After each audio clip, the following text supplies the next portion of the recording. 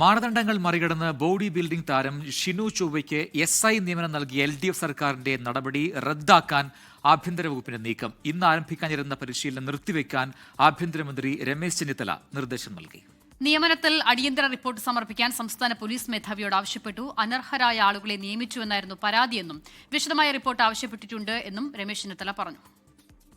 കയ്യിലൊരു പരാതി ലഭിച്ചു, ഇങ്ങനെ അനർഹരായ ആളുകൾക്കാണ് ഈ നിയമനം നൽകിയത്. അതുകൊണ്ട് ഞാനത് എക്സാമിൻ ചെയ്യാനും അതുവരെ ഇന്ന് പരിശീലനം തുടങ്ങേണ്ടതായിരുന്നു.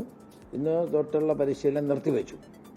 കാരണം അങ്ങനെ അർഹതയില്ലാത്ത ആളുകളെ ASIമാരായി നിയമിക്കാൻ പാടില്ലല്ലോ. അപ്പോൾ അത് പരിശോധിക്കാൻ റിപ്പോർട്ട് തരാനും ഡിപ്പാർട്ട്മെന്റിനോട് ആവശ്യപ്പെട്ടിട്ടുണ്ട്. അതുവരെ പരിശീലനം നിർത്തിവെക്കാനും പറഞ്ഞിട്ടുണ്ട്. യോഗ്യതയില്ലാത്ത ആളുകളെ അത്തരം നിയമനങ്ങൾ ഡയറക്റ്റായി നടത്തുന്നത് ശരിയല്ല എന്നുള്ളതാണ് എൻ്റെ അഭിപ്രായം. അതുകൊണ്ടാണ് നിർത്തിവെക്കാൻ പറഞ്ഞത്. നിർത്തിവെച്ചിട്ട് എൻ്റെ റിപ്പോർട്ട് കിട്ടിയിട്ട് അന്തിമ തീരുമാനമെടുക്കും. ഷഫീദ് റാവുത്തർ ചേരുന്ന കൂടുതൽ വിവരങ്ങളുമായി തിരുവനന്തപുരത്തും. ഷഫീദ്, ഇപ്പോൾ ഷിനു ചൊവ്വയുടെ നിയമനം അത് അനധികൃത നിയമനമാണ് എന്ന് എന്തുകൊണ്ടാണ് ഇപ്പോൾ ആഭ്യന്തര വകുപ്പ് പറയുന്നത്? എന്തായിരുന്നു നേരത്തെ മുൻ സർക്കാരിന്റെ കാലത്തെ ആ നിയമനം നൽകാനുള്ള തീരുമാനത്തിൽ പറഞ്ഞത്? പ്രജനി, ശരീര സൗന്ദര്യ മത്സര വിജയികളായ ഷിനു ചൊവ്വയ്ക്കും ചിത്രേഷ് നടേശനും SI ആയി പിണറായി സർക്കാർ നിയമനം നൽകിയത് അന്ന് തന്നെ വലിയ വിവാദമായിരുന്നു. ഇരുവരുടെയും പാർട്ടി ബന്ധം കണക്കിലെടുത്താണ് നിയമനമെന്നായിരുന്നു ആരോപണം.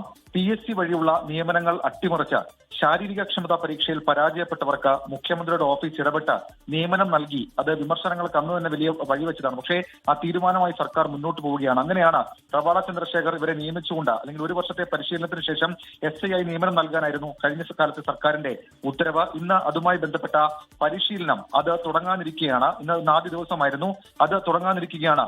ഷിനു ചൊവ്വയുടെ SI പരിശീലനം നിർത്തിവെക്കാൻ ആഭ്യന്തരമന്ത്രി രമേശ് ചെന്നിത്തല നിർദ്ദേശം നൽകിയിട്ടുള്ളത്. അദ്ദേഹം പറയുന്ന ഒരു പരാതി തനിക്ക് കിട്ടി.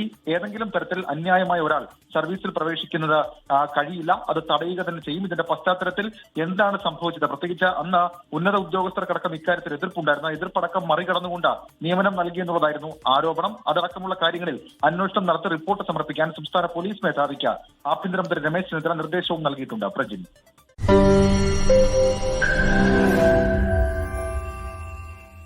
ലോകത്തെവിടെയായാലും ഏത് സമയത്തും 24 വാർത്തകളും ഓഗ്മെന്റഡ് റിയാലിറ്റി പാക്കേജുകളും എക്സ്പ്ലെയിനറുകളും വിശദമായി കാണാൻ ഞങ്ങളുടെ YouTube ചാനൽ നിങ്ങൾക്ക് സബ്സ്ക്രൈബ് ചെയ്യാം.